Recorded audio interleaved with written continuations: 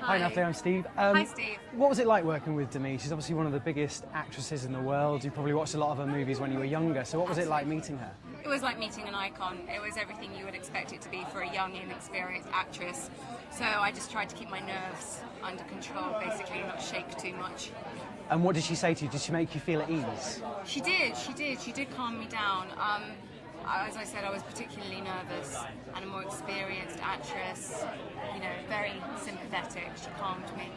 And how was it seeing her in all that makeup? Because I think, is she about 70 in all the prosthetics? The prosthetics that she went through for 6 hours, something ridiculous.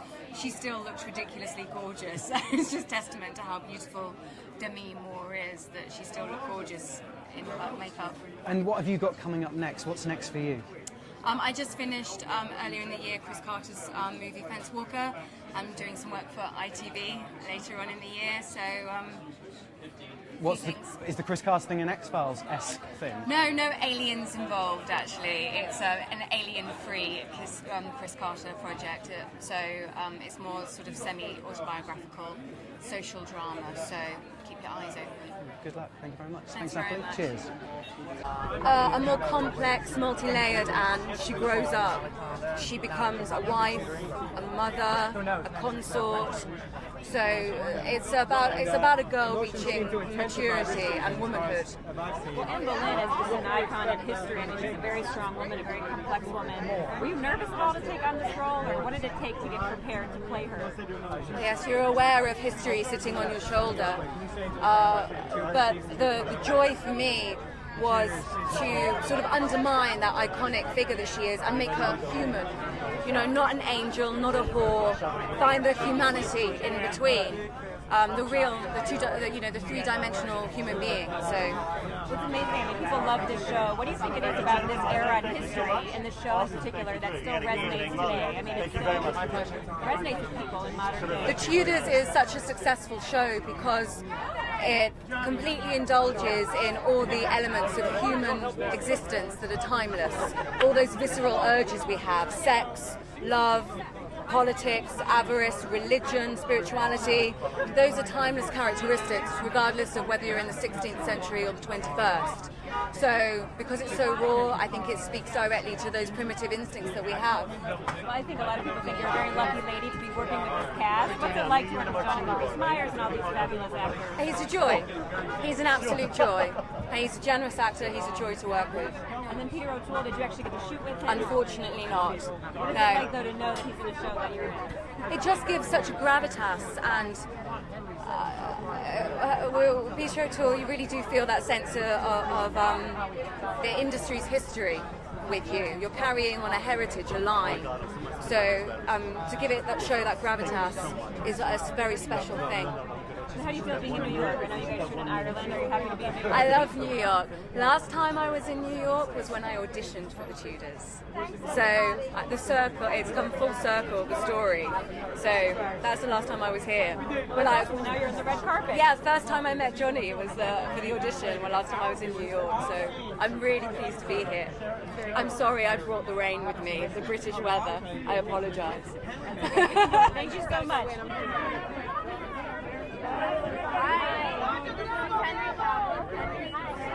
Hi, very well. How are you? You guys in the way. Henry would be great.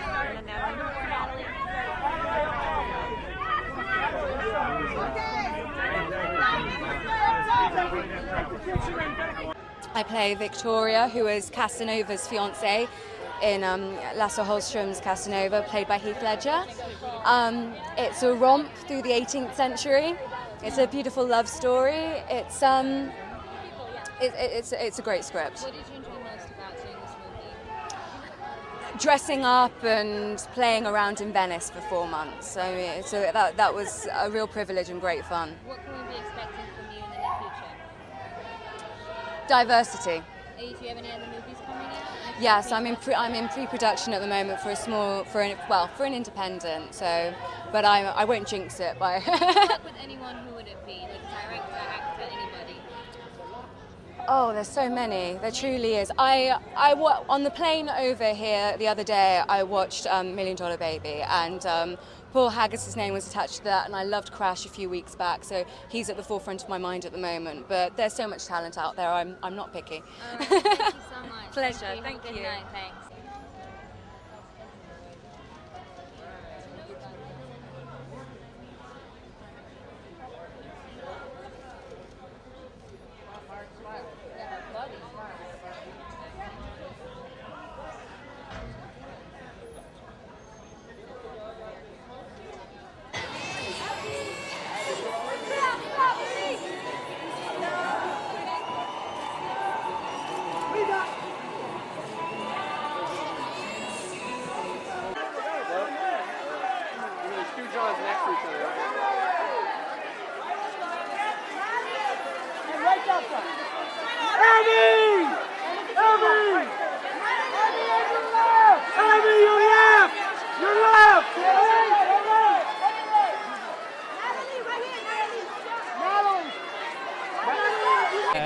You're right. I'm all right. You're looking very glamorous this evening. Thank you, I did try. What are you wearing tonight? I am wearing Le Petit Salope. Green for luck. It all looks great, and also rain for luck. Yes, apparently, because I was very concerned that as a Brit I'd brought the weather with me, but it seems it's lucky here, so... It doesn't rain that much. So, I mean, as far as the mix of cultures in the film, I mean, everyone, sort of, I've heard that the crew was sort of South African and stuff like that. I mean, how was it on set to have this mixture of cultures as well? So, how did it add to the flavour of the film? It's very exciting to have such a diverse mix of cultures.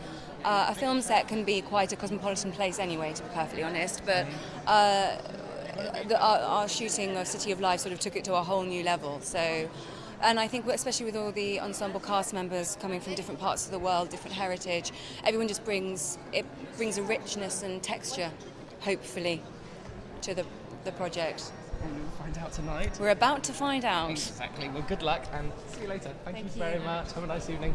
Who's on the prowl? Hi. Hi. How are you? Oh, nice to meet you. Hi.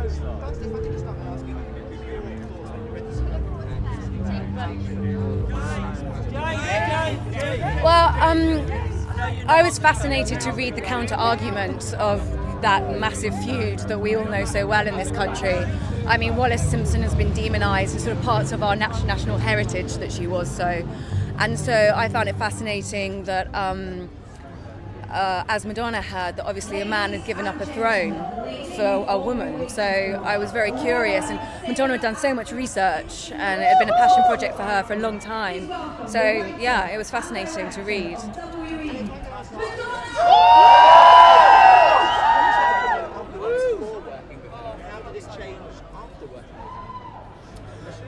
Well, you know, I was dancing around in my bedroom to the Immaculate Collection. You know, I'm that generation. Well, she spans generations, but I mean, I was incredibly nervous when I met her, as you can imagine, because you're meeting one of your childhood icons. But Madonna's very good. She cuts through that very quickly, and then that part of your brain switches on that just goes, I'm an actress, she's a director, and you get past that. But I was obviously incredibly nervous. You come up about 2 feet. Right here, please. Right there you go. See the front. Natalie, straight ahead. We'll take Natalie. Natalie, up top, Natalie. Straight ahead, honey. Straight Natalie, ahead. right here. Right Gorman. Miss Gorman. Love you the tutors, by the way. Natalie, right behind us. Natalie, right here, Natalie. Give me the side. Natalie, you're gorgeous. Right Right here. here. Right in front of you, Natalie. honey. And right next to him, right over here, please. Natalie Gorman, right here. Natalie, right here, sweetie. Natalie, down here. There you go. Natalie, one more time. Natalie, down here. Straight ahead, down here. Natalie, you're smoking hot. Natalie, one more big smile. Natalie, up top, Natalie, right here. Natalie, over your shoulder. Over the shoulder. Natalie, on your right side. All the way over, Natalie. Natalie, it's me. Natalie, on your right. On your right side, Natalie. Over the shoulder, Natalie. Natalie, over the right shoulder.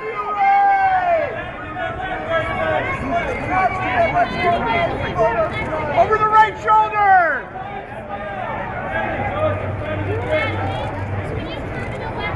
Over the right shoulder, Natalie. It's a massive honour to be given this award as Face of the Future. Women in Film is such an incredible organisation, and with Max Mara and Women in Film recognising me like this, it's really humbling and it's really encouraging. I'm very grateful.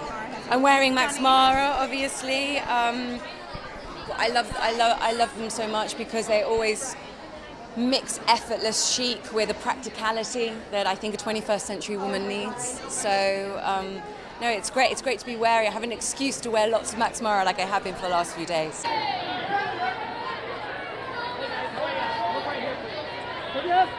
Right here as well.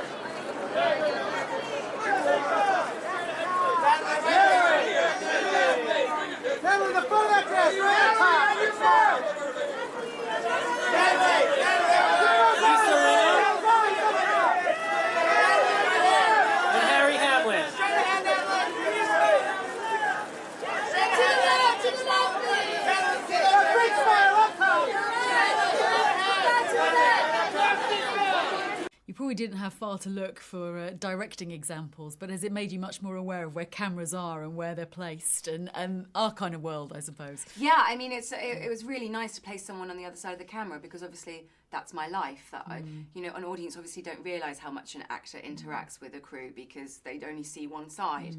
I'm with a director, so I spend a lot of time on sets as well that I'm not acting on, and it's just.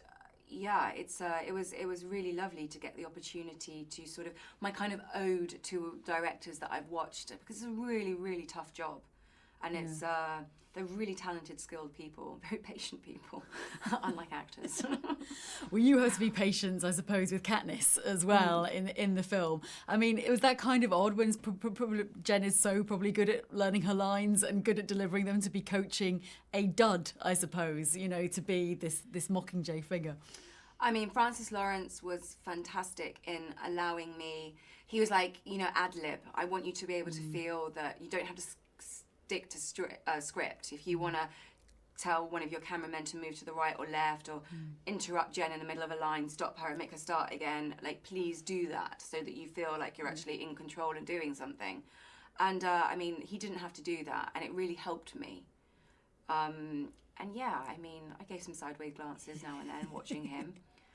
Asked some of the camera crew technical terms, wanted to know the jargon. It wasn't all used, but I had an interesting experience. Yeah. Did you surprise them all sometimes by just coming out with a couple of lines? Yeah, well, there's quite a few, in Mockingjay Part 1, there are quite a few sections where they are completely ad-libbed. I mean, when I'm directing Finnick, when I'm Sam and I are together, the opening part of that, the top of that scene was completely, improvised.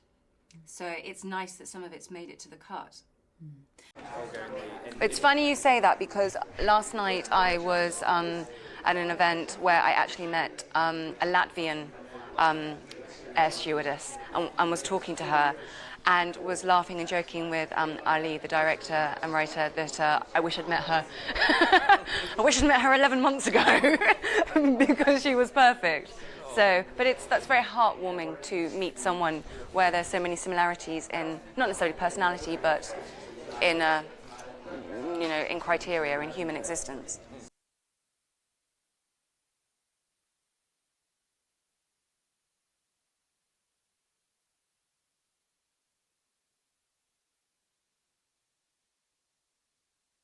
Just move your half a step that way, that's fine. That's absolutely fine.